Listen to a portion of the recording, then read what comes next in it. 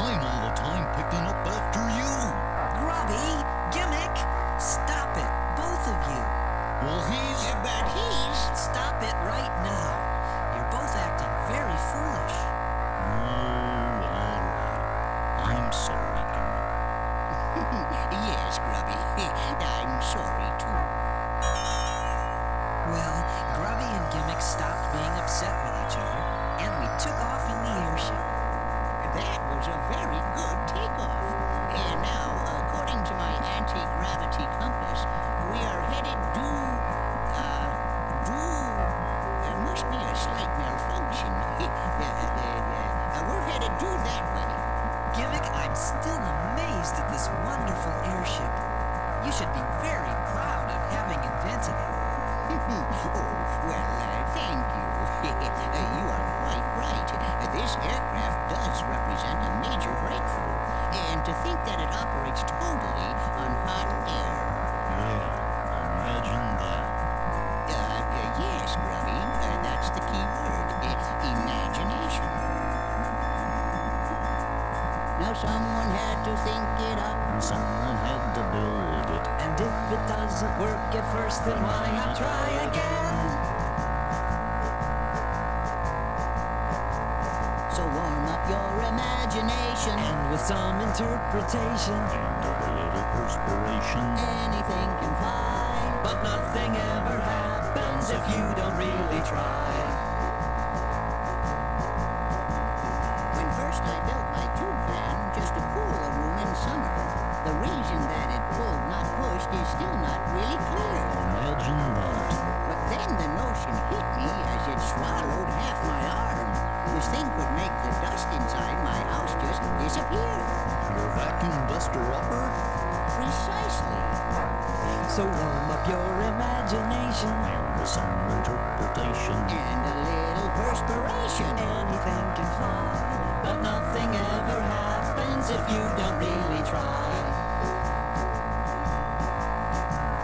Now it was my intention when I built my slow bug catcher, a wonderful invention that might rid the world of pests. Slow ones anyway. But somehow all the bugs got out more easily than in.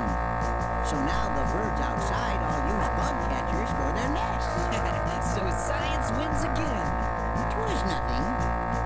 Amazing stories just like that are so hard to deny. It shows good things might happen if you really, really try.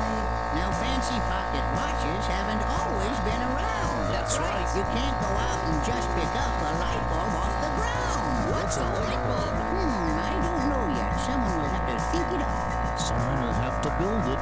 And drawing boards are used to having people try again. Especially gimmicks. So keep those old brain juices going. Keep that perspiration flowing. There's no way of ever knowing when something might fly. Warm up your imagination, and with some interpretation and a little perspiration, anything can fly. Now sometimes even my inventions might just go awry. Oh, really? Yes.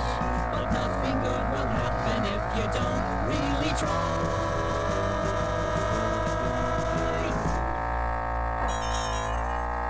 We flew the airship to the edge of the great desert so Gimmick could try out his new invention, a pliable habitat. You mean the tent? You go right ahead and call it a tent if you like, Grubby. The fact remains that it allows us to very easily turn the airship into a house. And now first, we must lower the yardarm to its lowest position. Okay, Gimmick. How's that?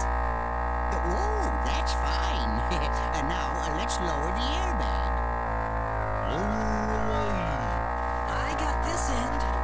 A little lower. Okay, that's good. Tie it off. All right, now, let's raise the hot air tube up through the top of the airbag. Okay. Heave ho. There.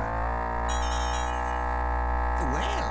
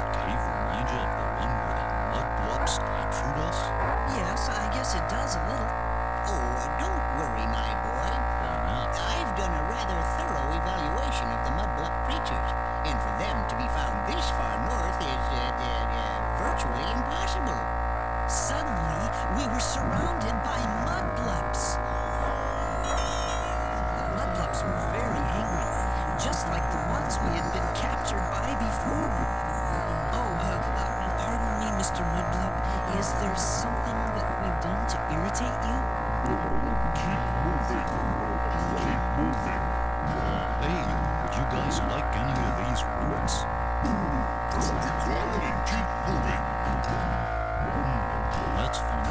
Those other mudblups love my roots too.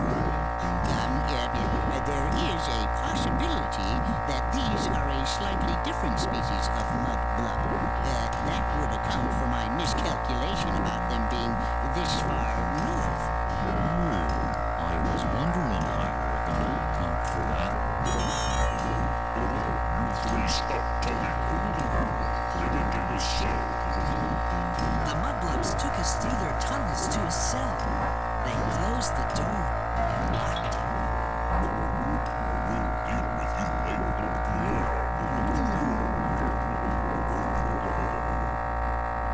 Well, while they're gone, why do you suppose every mudblup we run into wants to lock us up? I don't know, Grubby. I can't understand it. Yes, it is a very bad habit. We waited there for many hours. Then we heard a loud rumble. What was that? It sounds like thunder.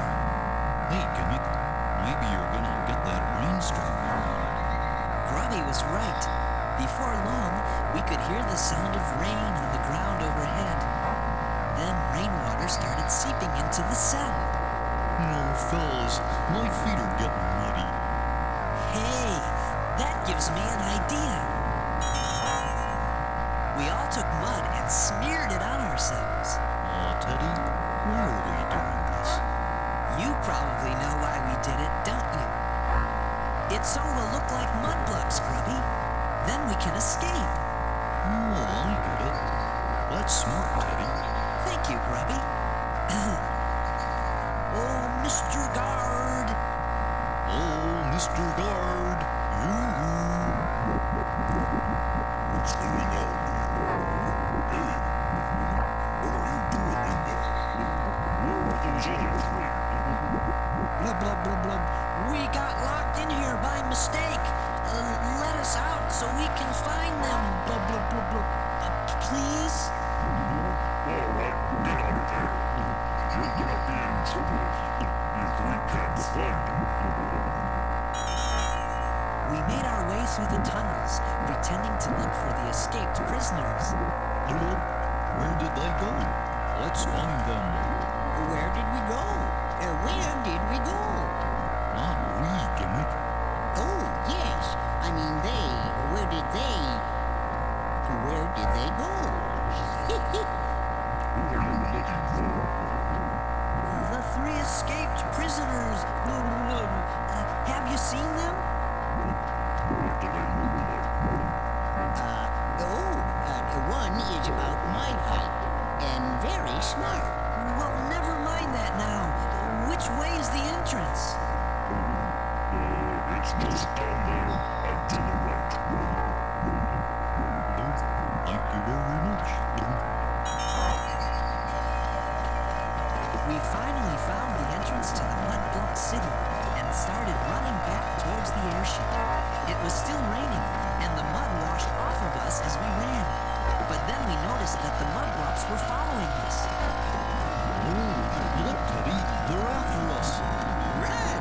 Run!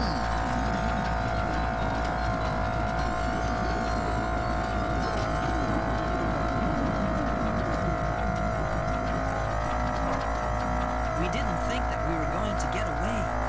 But then the morning sun broke through the clouds, and the Mudblups ran for the darkness of their tunnels. Teddy, now I remember how sensitive the mudblups' eyes are to bright light. Indeed. That's why they never come out during the daytime. We made it back to the airship. It looks like everything in here is nice and dry. Apparently, the pliable habitat passed the test. I'll start a fire in the stove so we can dry off. We sat around the fire getting warm and talking about how lucky we were to have escaped the Mudblups. You know, we were lucky, but we would still be locked up in that cell if you hadn't thought of how to escape, Teddy. Grubby? Yes, indeed, Teddy. You certainly did use your imagination. And it's good to be able to come back to this nice, cozy, pliable habitat. Well, thank you, Grubby. And, I'm sorry about the monkey wrench. Yeah, and I'm sorry about the oatmeal. You know, after seeing how sloppy those mudblups are, Gimmick, I think you're the best housekeeper in the world. After we were dry, we got the airship ready and lifted off. Okay, gang, back to Gimmick's house. That way.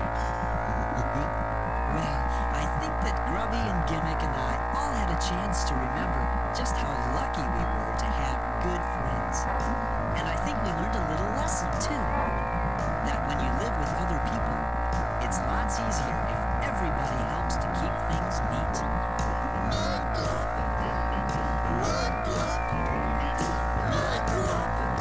He's a walking upright dirt clod, a nitty-gritty slide. He's a come-to-life mud puddle, a really yucky blob. He's dirty on the outside and on the inside too.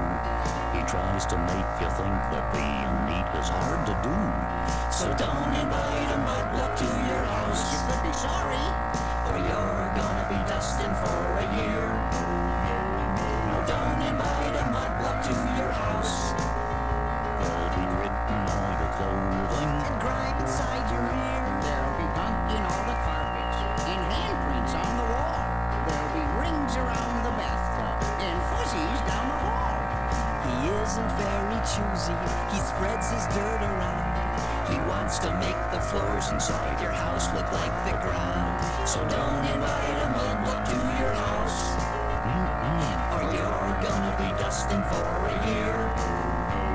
No, don't invite a mudblup to your house. Or clean your filthy room up. Is all that you will hear. The furniture he touches will suddenly look used. The bed is a disaster and the couch is all abused. And one place he likes most of all is on your closet floor. He piles things up so doggone high that you can't close the door. Mudblup. Mudblup. Mudblup. He's a walking upright dirt clod, a nitty-gritty slide. He's a come-to-life mud puddle. He's a really yucky blob. One thing about a mudblup, he isn't hard to find. He leaves a trail of dust and dirt 3 inches deep behind. A mudblup doesn't clean things up. He doesn't quite know how. He says he'll do it later, but don't bother me right now.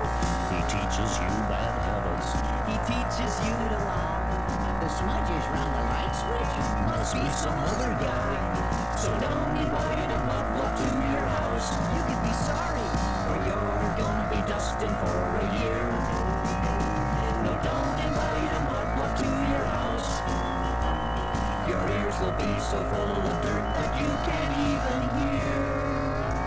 So every now and then a little trick that you might do is check and see if there's a mudblup living there with you. And if there is and it was you who asked him to come in, Then clean up all his messes and just send him out again.